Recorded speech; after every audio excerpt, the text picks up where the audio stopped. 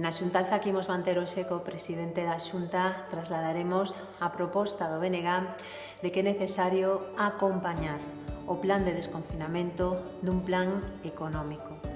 Ao longo destes días coñecemos cales son as críticas que Feijóo lle fai ao plan do Goberno Central, pero non coñecemos cales son as alternativas. Si sabemos que os autónomos e as autónomas do noso país, por exemplo, teñen menos axudas que as que poden ter vascos ou cataláns, porque o Goberno galego non está dispoñendo axudas directas para este colectivo. E preocúpanos porque un dos sectores que máis lle vai afectar a crise económica é precisamente o turismo e o comercio. Estamos falando dun sector que representa en torno ao 11% do emprego no noso país e é necesario que haxa un plan de rescate para eles e para elas. Non se pode permitir unha situación na que van a abrir os seus negocios de maneira precipitada, porque isto pode desencadear unha pérdida de emprego e de actividade económica moi importante. Por iso, insistimos, a Xunta debe pasar da crítica á acción. É necesario un plan económico de apoio ás medidas de desconfinamento